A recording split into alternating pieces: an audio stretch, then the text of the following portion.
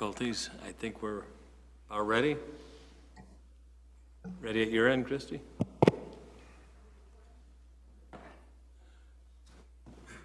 Okay, I'd like to call to order the meeting of the Planning and Zoning Commission, the Village of Bartlett, Counties of Cook, DuPage, and Kane at 7:03. We had a delay with some technical issues, so please call the roll. Michelle Sarwaz. Here. John Batterman. Here. Charlie DeVoe. Here. George Koziel. Here. Bob Picaro. Here. John Miasso. Here. Julie Kaputikakis. Amy McSwain. Mike Weirden. Here. You have before you the April 4th minutes. Chair will entertain a motion to approve. So moved. Second. Moved by George, seconded by John Miazzo. Any discussion? Please call the roll. Michelle Sarwaz. Yes. John Batterman. Yes. Charlie DeVoe. Yes. George Koziel. Yes. Bob Picaro. Yes. John Miasso. Yes. Mike Weirden. Yes. The next item is the public forum. Does anybody have anything to address to the board that is not on tonight's agenda? Okay. Next item is case number 24-07, 231 to 251 East Lake Street. Are the petitioners here? Yes. Okay. Please step up to the microphone.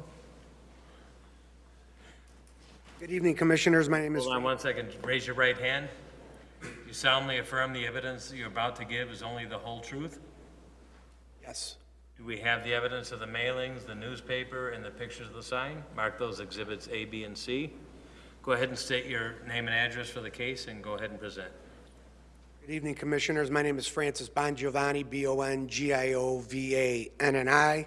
I am the attorney for the petitioner, Stephen French, who is the manager of SEM Vanderbilt LLC, who is the owner of the properties commonly known as 231 to 251 East Lake Street.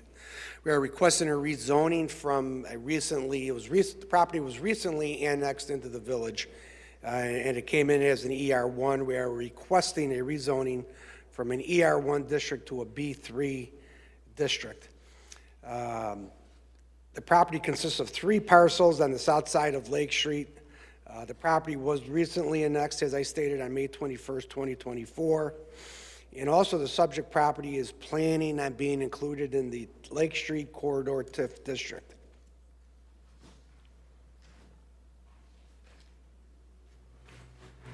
We believe that the property meets all the seven factors necessary to be rezoned into a B3 district. The rezoning to B3 would be compatible with the existing uses of the property along Lake Street frontage, including there's a 7-Eleven, Dairy Queen, auto repair, and restaurants. The the proposed rezoning is compatible with the zoning classifications of the properties within the general area. The properties immediately to the west are currently Zone B3, and the properties to the east are Zone B4. The proposed use of the property in question is compatible with uses permitted under the existing zoning classification. The anticipated proposed uses will be those that are permitted or will be special uses in the B3 zoning district. The trend and character of the development in the general area of the property in question, including changes that have taken place. The trend and character of the Lake Street corridor has been consistent with the request to rezone the property to a B3. The rezoning and future redevelopment of the property with commercial uses will have a positive impact on the surrounding properties. As I'm sure you're aware, that area from just east of the Dairy Queen to Park Avenue, to be honest with you, it's kind of an eyesore. It's underdeveloped, needs to be redeveloped. And we believe that in rezoning it to a B3 district will spur development in that area. There will not be any negative environmental impacts on the property or the area. Finally, Commissioners, the rezoning is consistent with the future land use plan and the proposed redevelopment plan of the Lake Street corridor and is included in the strategic plan. With that, I'll address any questions that the commissioners or the village staff may have. I appreciate your comments because, yes, it has been an eyesore over there for years. One question, Christie, why is it ER1 now? All properties that are annexed into the village are automatically zoned ER1 upon annexation. It's our most restrictive, so it's kind of a holding zoning. So it gives us some control. Correct. Typically, properties come in for annexation at the same time. However, because we wanted, the only way to get this property incorporated into the TIF district was to have it annexed. Before we adopt the TIF district, we needed to annex it first prior to going through the rezoning process. Okay. And it just seems that everybody is pretty much on board with moving forward the way we are. Correct. Okay. I have no other questions right now. Board members? Real quick, why a B3 instead of a B4 to match the east property? It's, these are specifics, To but be honest with you, that has a lot of uses that we believe that will fit that area, and that's what the village recommended. okay. So B4 zoning districts have to be a minimum of 10 contiguous acres. Okay.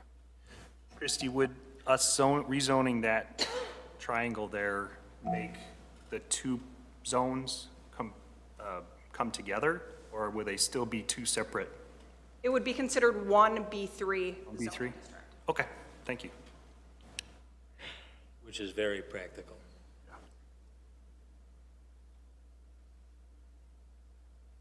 Okay. Any other questions before we open it up to the public? Did you get any calls on this, or? No. No. No? Wow. Okay. At this point, I shall open it up to the public. Does anyone in the audience have anything to say?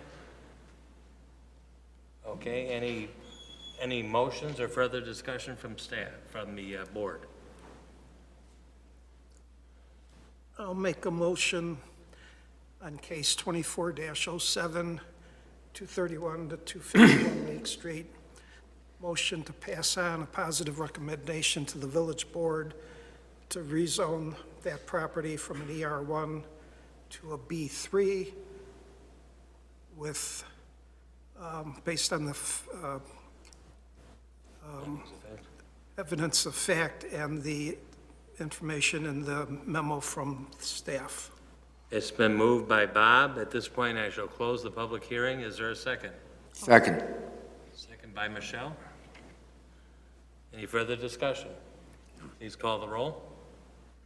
Michelle Sarwas, Yes. John Batterman, Yes. Charlie DeVoe, Yes. George Koziel, Yes. Bob Picaro, Yes. Tom Miasso, Yes. Mike Weirden. Yes.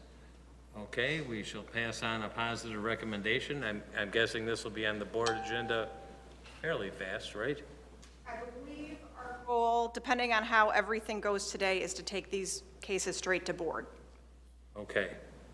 Thank you, commissioners. Thank you for presenting that. Next item on the agenda is case number 24-09 BP AMPM at 1100 West Stearns Road. Petitioners are present. Please raise your right hand. Do you solemnly affirm that the evidence you're about to give is only the whole truth? Yes, I do. And do we have the mailings, the newspaper article, and the picture of the sign? Yes, we do. Mark those exhibits A, B, and C. Please state your name and address for the record and go ahead and present your case.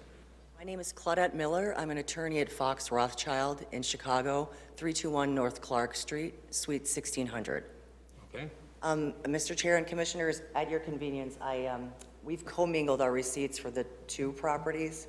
So do you want me to present separately? They're seeking the similar license. So whatever is easier for you. They're 2409 and 2410 are both two BP 24/7 gas station convenience stores. And we were just... For record purposes, it's easier to keep them separate. Okay, so I'll be quick. We are... You won't have to reference a whole lot. We can make some references to what you were Okay, saying. thank you very much. I appreciate your time.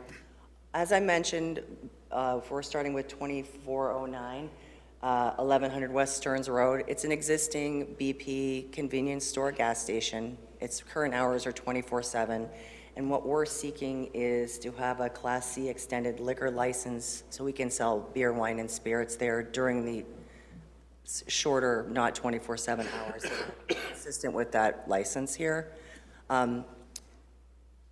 The staff, as I'm sure you read the memoranda, has recommended us based on the findings of fact. If anyone has any substantive questions regarding the property, I have a representative of the property here, Mr. Navi Singh, who can speak to that as well. Seems like this is pretty straightforward. It's just kind of a procedural thing that it had to come before us, pretty much, right?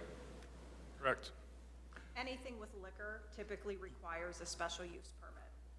So I have no further questions. Anyone on the board? Yes. I don't see the need for a third place to sell liquor in that corner, and the same with the other corner on your request for a liquor license. You know, you got the liquor store across the street, you've got Walgreens, and it just seems like overkill. That's a poor choice of words. It just seems like saturation to sell alcohol, that much alcohol in that smaller section of Bartlett in both places. Thank you. Anyone else? Is there a current special use on either of these properties for liquor sales? For the existing gas stations? No. That's why they're before us.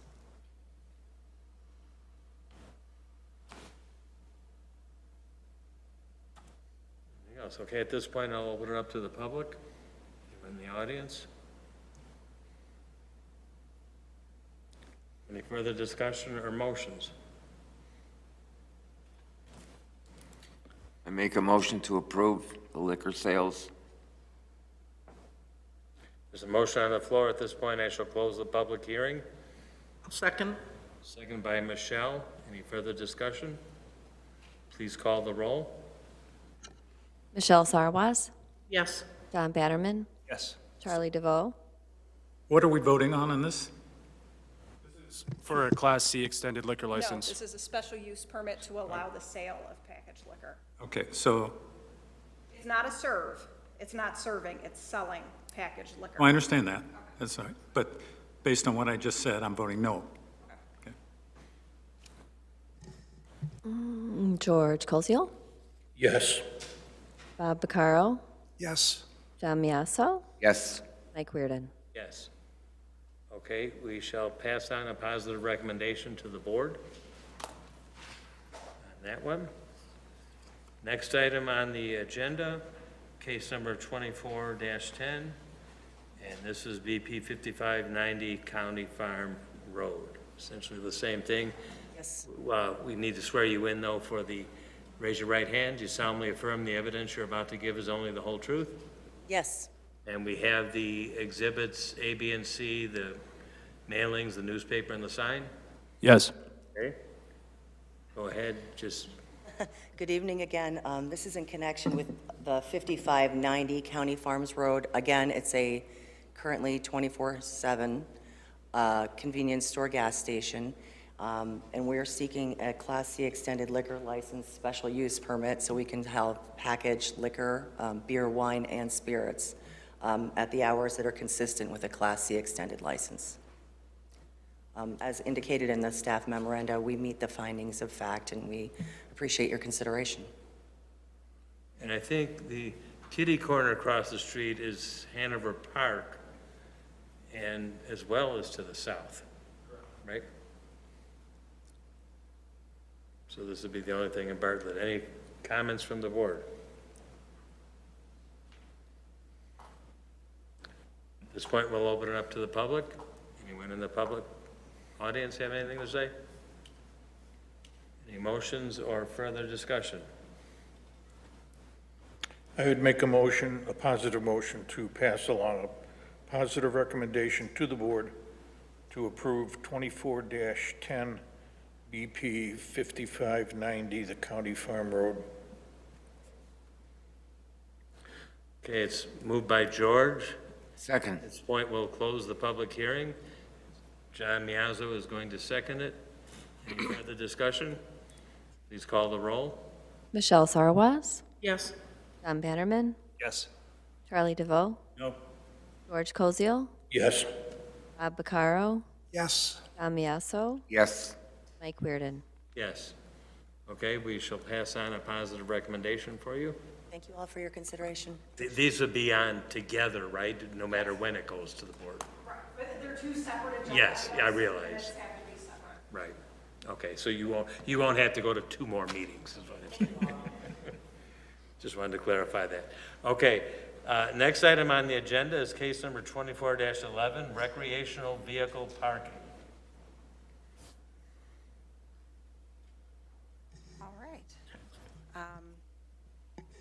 The code enforcement has been enforcing our current regulations for recreational vehicles, which restricts boats and RVs, campers from being in driveways to May 1st to October 31st.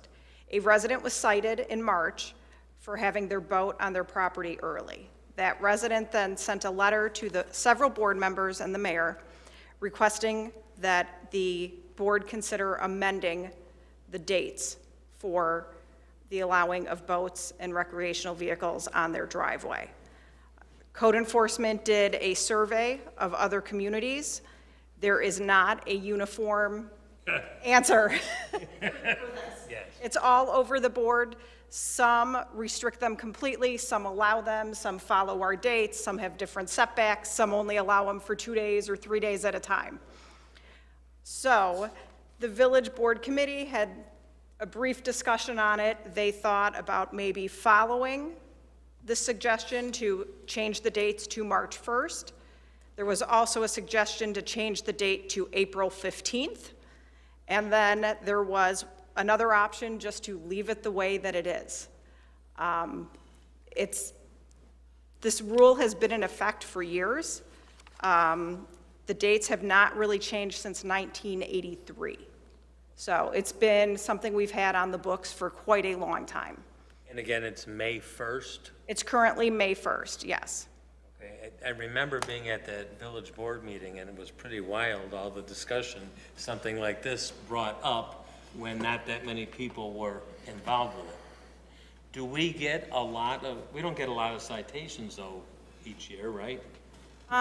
Anything out of the ordinary? I would say we don't get too many. I would say most people that have RVs know what our rules are. We don't typically get that many that they're out early. We do get them on November 1st. We do get phone calls from neighbors saying, it is November 1st, my neighbor's boat was supposed to be out yesterday. So that's why we're only looking at the start date. But again, this is something that we have enforced consistently since 1983. This is the first time, to my knowledge, that anyone's suggested we change those dates. So you mentioned the one for November 1st.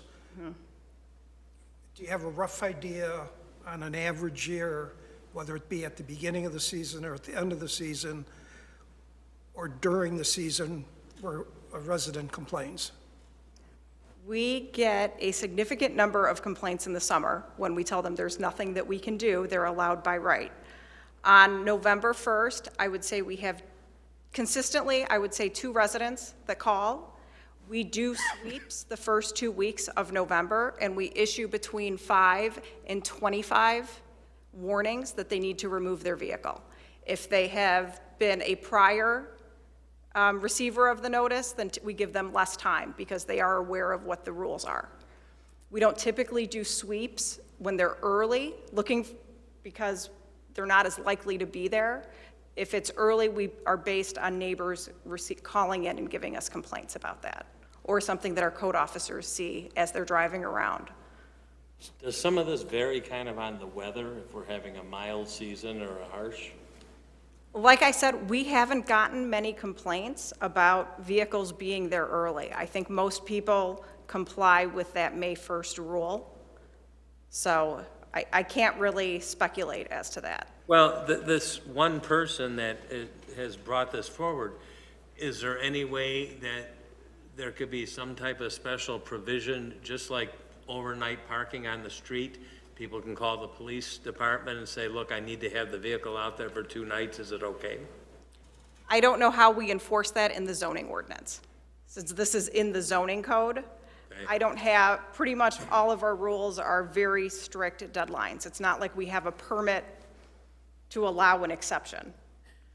Is there something that, because this seems different, he's talking about a fishing boat, which is significantly smaller than an RV that's sitting there, or even like somebody's, big speedboat or a big recreational boat that's about a trailer. I'm thinking a fishing boat is, certainly smaller. I mean, it doesn't have to be, some of them could be bigger, I guess, depends on what kind of fishing boat. But I'm thinking, could we separate like boats from RVs? That RVs maybe can't be out until later, because I kind of understand the guy's position from a fishing perspective, that fishing season does start earlier. And, to May, it's like you've already missed a couple of months, and you're paying storage, you're paying, reloading and redocking and fees like that. Is there a way to maybe separate the two because they're different kinds of vehicles, or is that? I would say if you're going to separate it, you would need to have very specific restrictions on the boat, because someone could have a large boat and say, I use it for fishing. Well, yeah, I'm saying like you'd have. So then how do you determine what's a fishing boat versus? No, you'd have to do like boats and RVs, like RVs, campers, those kind of things would be one, and boats would have to be another, and you couldn't differentiate between size. Boats are boats, whether they're speedboats, luxury boats, fishing boats, because you couldn't. You can't say, well, I use mine for tubing, but I use mine for fishing. You can't get into that. So at that point, then, I would recommend that there at least be a size if that's something that the board wants to entertain, is separating those out, I would still recommend there be some sort of size restriction on that, and that doesn't seem, I don't believe, let's see, if we look, I have no idea what size. Aurora had a limit. I would almost want us to do further study on that, just to see, because that's something that, I don't want us to pick an arbitrary number. Yeah, and I don't know what size boat that was tagged, maybe this was some monstrous, fishing boat with, antennas and everything else that's like. I think that could almost open up a can of worms, though. Yeah. 'Cause then the recreational vehicle people, well, I've only got, this size, and I don't have one of these house-size ones. I would tend to try to keep it simple. Or we split the difference and say, we'll do April. You want March, we say May, we'll go April. I don't know. Do we know why the April 15th date was cited? One of the trustees suggested that, and said it's kind of, that was his date that he suggested, thinking that's kind of giving everyone an extra 2 weeks. Typically, if we give you a warning and it's your first time, we give you about 2 weeks to remedy the situation and trying to be cooperative. So if we say it's April 15th, that gives us then, if we see it on April 1st, we'd give them a warning. By the time the warning limit deadline comes, it's in compliance. So I think that was it's kind of giving April 1st, but not really. So what constitutes having your vehicle somewhere it's not supposed to be? For example, if I have my boat and I want to park it on the side of my house where my driveway comes in, is that considered in violation of the ordinance? If it's on the side of your house, no. Okay. It's in the front and the if it's in the front if it's in front of your house, that is considered in violation of those. So if he doesn't have that luxury like I have, the side of my house where I can park something, so he has to park it in front of his garage, so he's in violation. Correct. Still on a hard surface though, correct? Yeah, yeah. Not on the grass or, It can be in the grass in like a rear yard. okay. I don't have any problems with changing the start date, the end date. What I'd hate to see would be a series of rules trying to make special cases for this size boat, that size boat, whether it's boats or RVs. Change the date, yes. Slice and dice too much, no. It's really a touchy subject because, you know, the number of people that complain,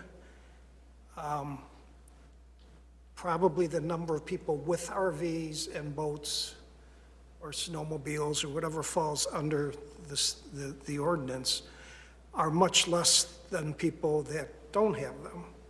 So, I mean, to have something parked out, depending on the size, and we have somebody in the next neighborhood, I mean, it's a motor home. I mean, it's like a semi, the thing is huge. If that were parked outside all year, well, through the period that's allowed, next to me, I mean, I wouldn't be real happy about that. So somehow I think it's got to be a balance. A number of villages, certainly not all of them, but some just say no, period.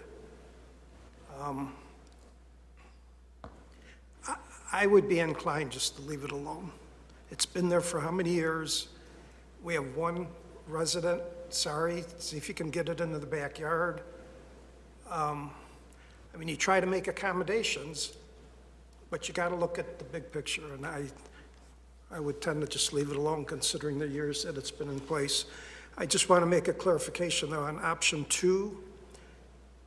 The bold print says April 1st, and the change in the body says April 15th, so I'm assuming The 15th.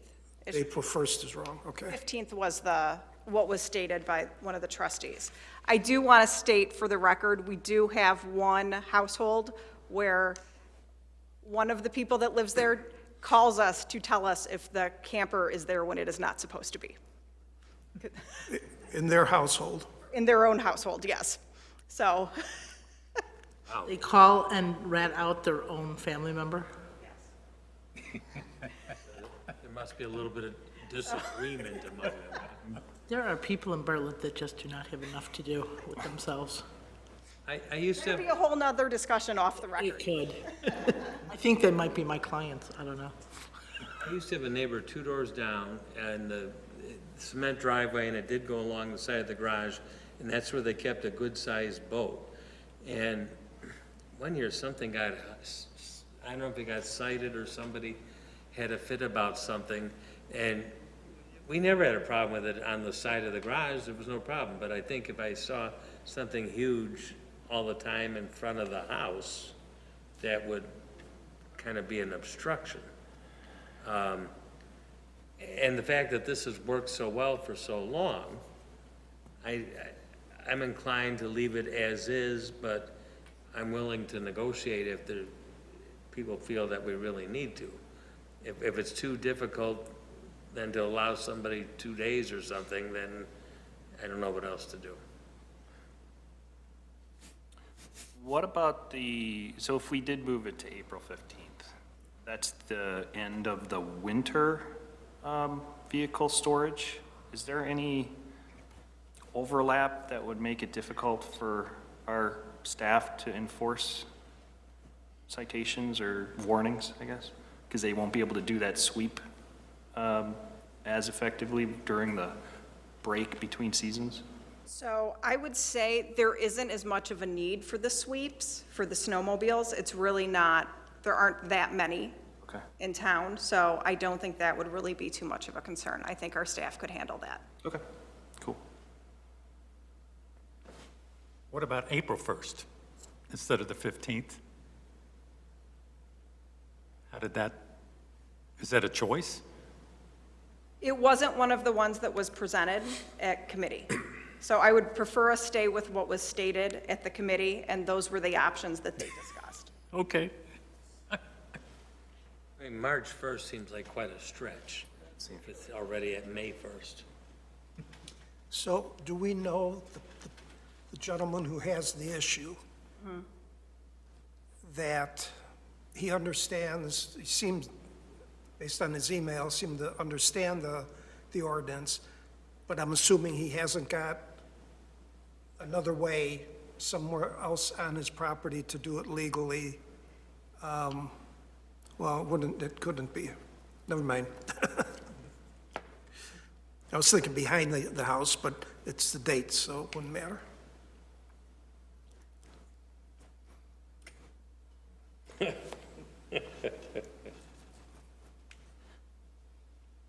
I don't know what to say. So do we have a motion for any of the options, or is the preference just to leave it the way that it is?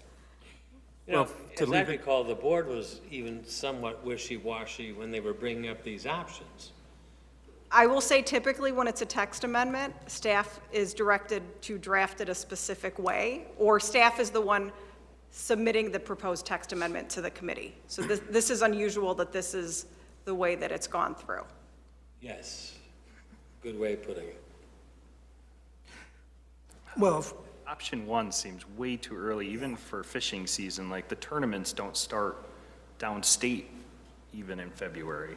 I don't think we'll see arguments about that, but maybe in April, and some of these fishermen might need to get their boat back for, to get it de-winterized and charged up and ready to go, which they can't do when they're in cold storage in a barn somewhere, so but, I almost feel like 2 weeks is a good compromise.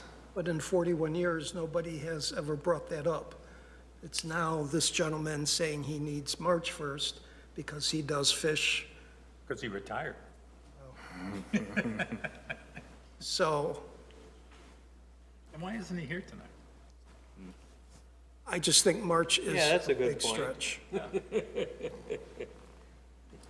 And the second option, April 15th, or even April 1st, if we're trying to work out something that's going to make this gentleman in the regulation and happy, the second one doesn't do it anyway. You know, April 15th, so you're tweaking it a little bit. For why? For what? Yeah, that's a good point. Well, I mean, I'll make a motion. I would see, I could see if one of the options had been like April 1st, but, I mean, this is this is a 6. Doesn't make sense to do it for 2 weeks. If we're gonna, I would agree with you. If we're gonna do it, then do it April 1st, but if that's not an option, Yeah, that's, And those- April 15th makes no Leave it as sense. it is. then I would leave it as it is. April 15th makes no sense. It doesn't make sense to do the work for 2 weeks. If you're gonna make the change, I would say do it April It's a 1st, but that's plausible not an decision. option. Yes. That's not an option. send it back to that So- committee. Tell them we want April 1st.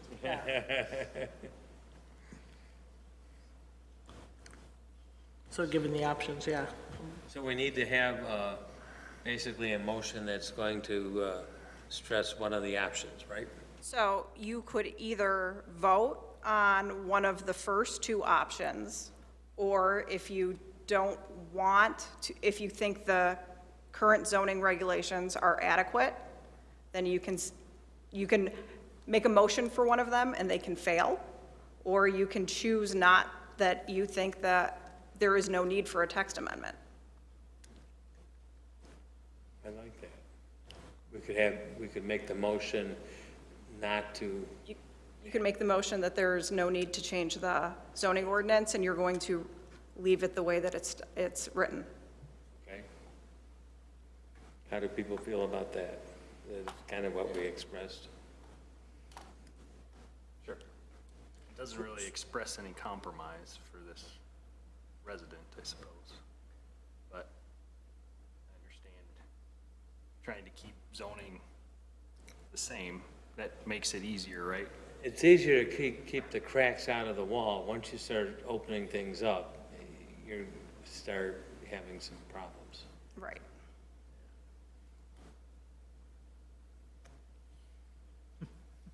Is it inappropriate for us to suggest the April 1st? If you suggest April 1st, it's basically, we have to republish, we have to go through everything again. But that makes sense.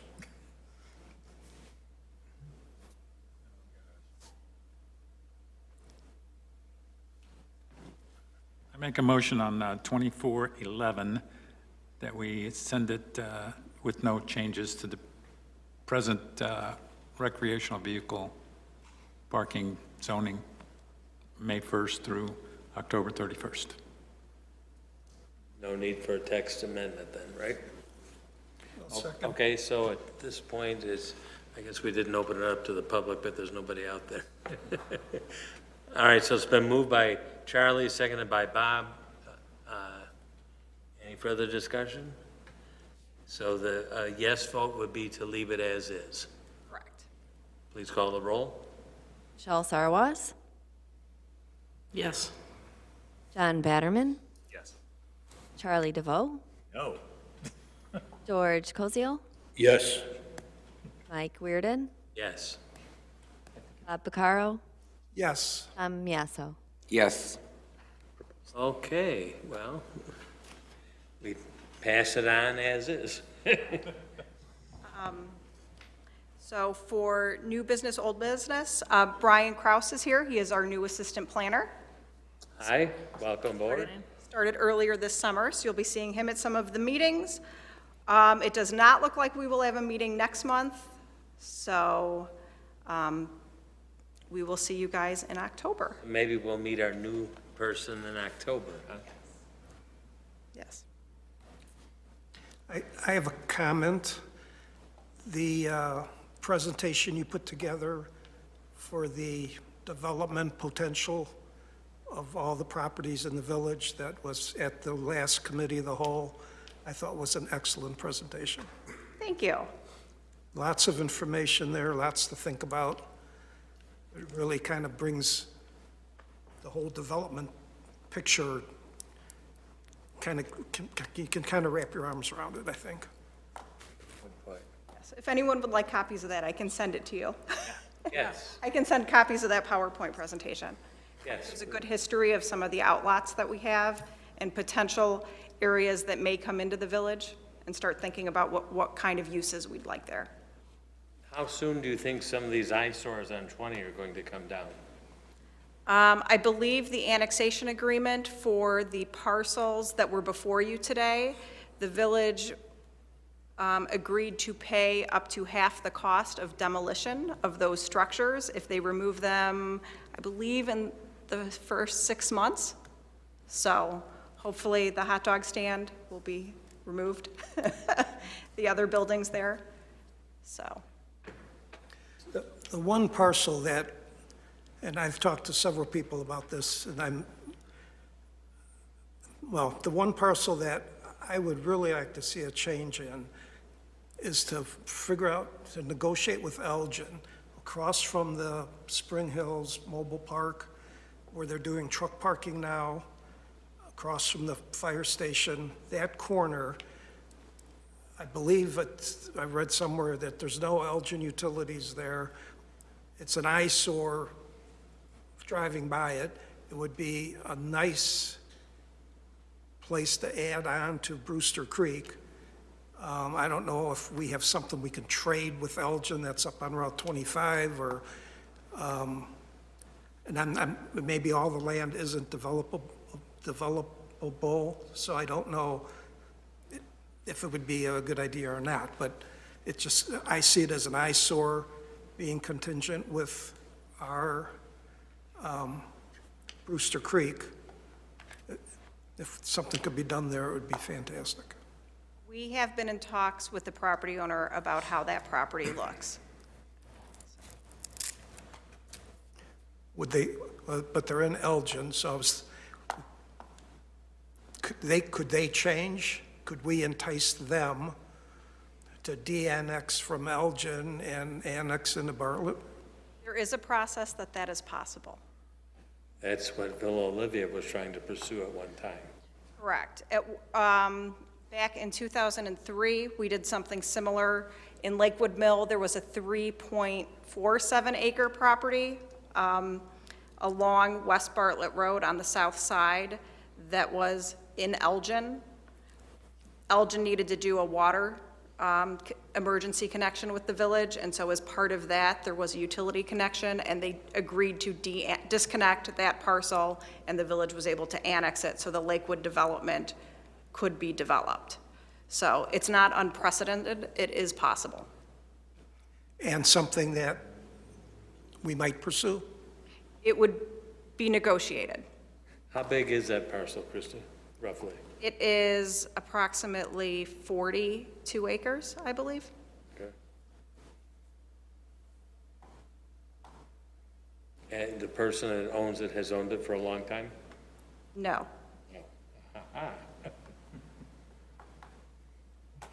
She has that suspicious grin. Yeah, yeah. Somebody must have bought it on speculation. Huh? Interesting. Anything else going on? No, I think that's it.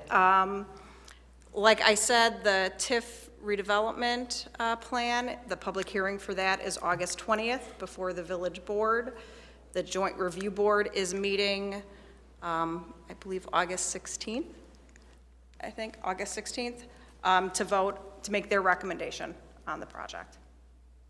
How did that last joint meeting go? Most of the taxing districts had a few questions. The TIF study had to be updated to include the 2023 equalized assessed values. Those had not been out by Cook County when it was originally drafted. We still meet all of the eligibility requirements that we did with the original numbers. It's just updated.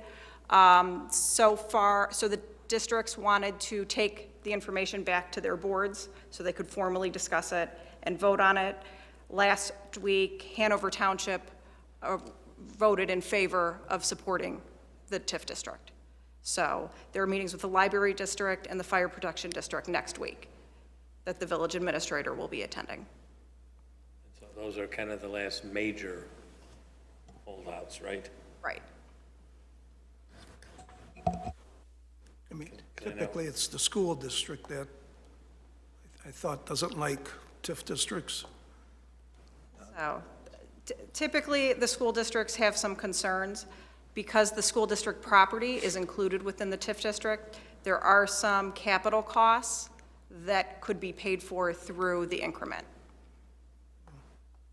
I know the library has had problems in the past with TIF districts.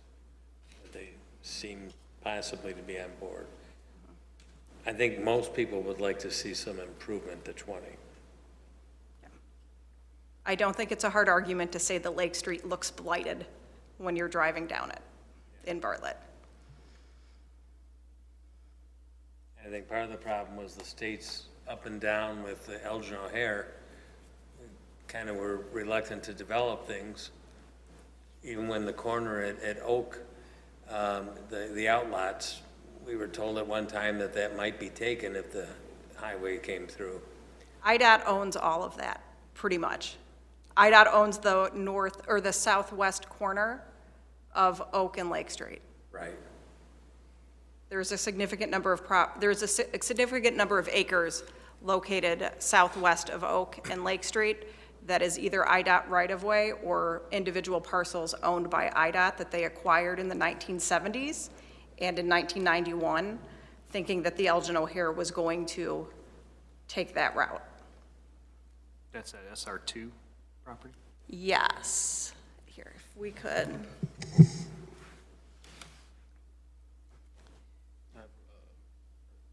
You do? Okay, perfect. Oh, I'm Chrome. I want Cookfield. Is there still talk of extending it to County Farm Road? There was, I don't know what the status of that is because it's not within the village. So I know that was something Hanover Park was pursuing. I do think DuPage County has some plans, at least for the engineering aspect of that.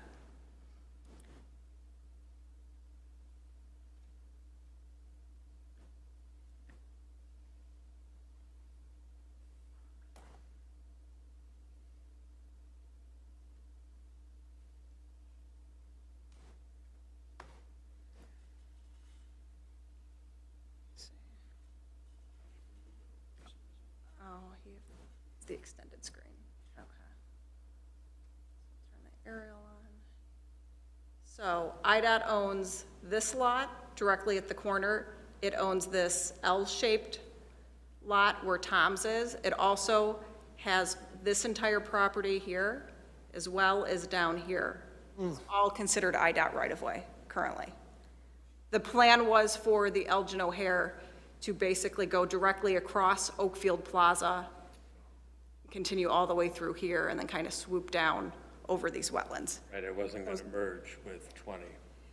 So IDOT has dropped those plans, and so we have talked to them. They have indicated that they would be willing to work with the village, possibly sell back some of the property. Some of the wetland area would have to remain wetland, that they would just give to us or to the park district. The other land that would possibly become future development, either the village or a developer could buy, but they're not willing to look into the specific details of that until the Oak Avenue realignment is constructed. We were kind of waiting on that reconstruction for the Elgin O'Hare, weren't we? It was kind of a chicken and an egg and trying to get the estate to decide what they were going to be doing with Lake Street. The state doesn't move very fast.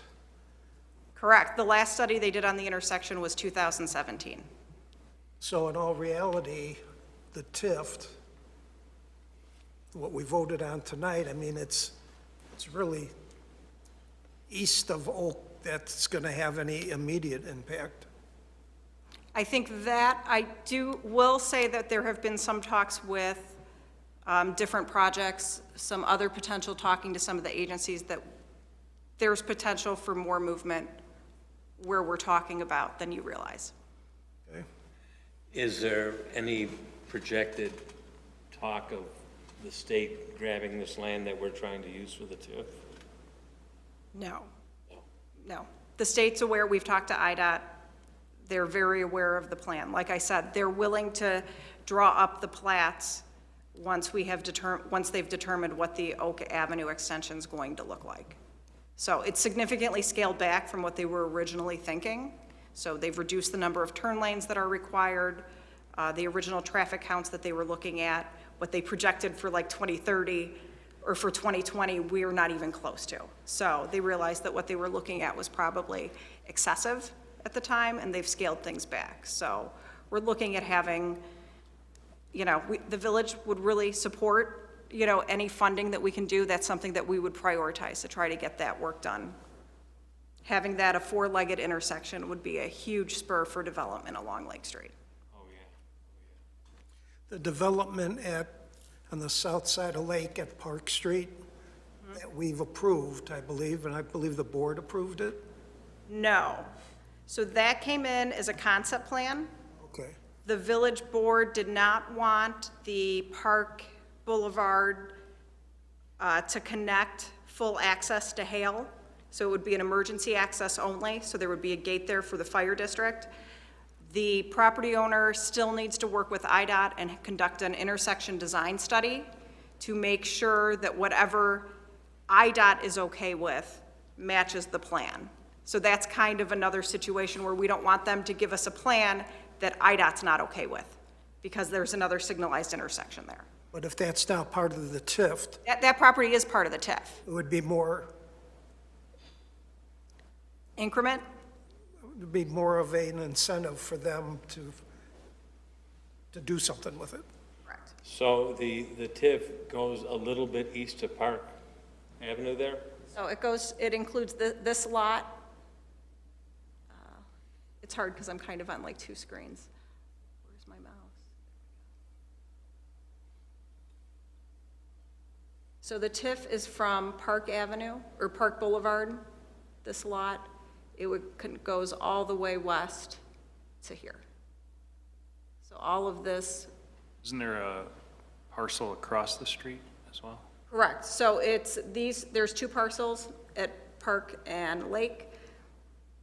There's the Marathon gas station, and then there's the two lots along North Bartlett Road.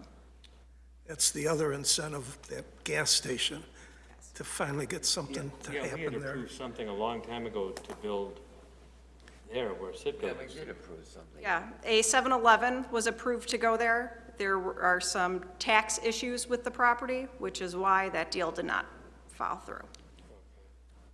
What's the zoning for the, isn't that the Bible church across from the gas station? The church is zoned ER1, It's here. so it's not included within the TIF district. It's not, okay. Yeah. Right where your cursor is, that's not part, right? It is. So there was a former, I want to say, was it a marathon? Little Was it a property 70s? there next to the church? Sitco. That's in- Sicko? Was it Sicko? Okay. Oh, that's right. So there was a Sicko here. There was actually a Sicko approved for this probably back in 2005. Never happened. There was also a small retail development that was approved also around 2005, 2006 called Go Cool Plaza. That never happened either. So these 3 parcels are included within the TIF district.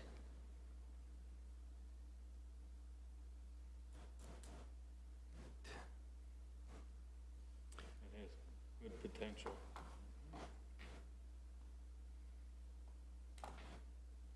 And at this point, other than an expanded merger with Eljo O'Hare and 20, there's no plan for IDOT to widen Lake Street, right? No. Not through this section. Just that shales, the stuff that's going on Correct. west. Because during rush hour, it could sure use an extra lane in each direction. So I think when we get, I want to say when, I'm trying to be positive. When we get the Oak Avenue realignment, that will ease congestion, because right now there's a lot of backup when you have the light at Right. Oak and then the light at North Bartlett. The timing of those two never seems to work with rush hour. Right.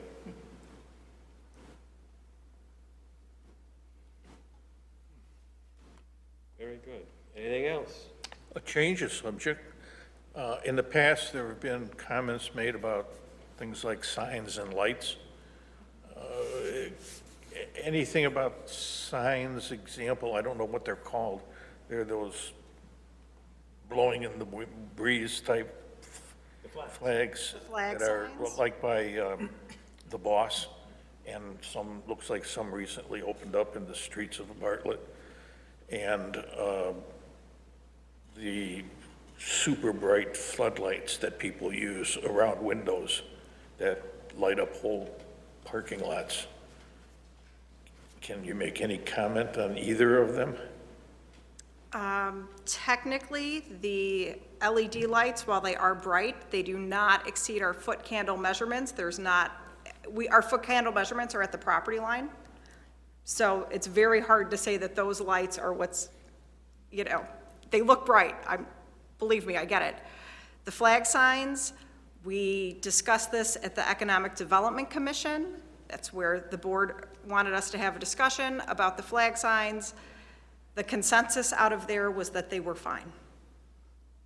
Staff had suggested prohibiting them, and there was not support for that. Wow. So, we also suggested, possibly having a distance requirement that you could, or limit the number. That was not supported at all. So, they're not covered at all under they the, are considered a temporary sign. They do not require a permit, and the only authority that we have is that if they are in disrepair, we can have them removed. So if they're ripped, torn, extremely faded, then we can do something about it. So the number of signs on the property is pretty much unlimited. Correct. Like my political signs?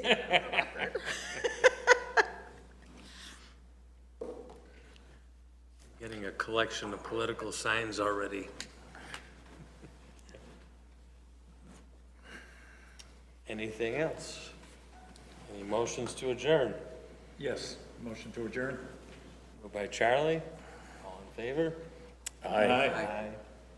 Okay.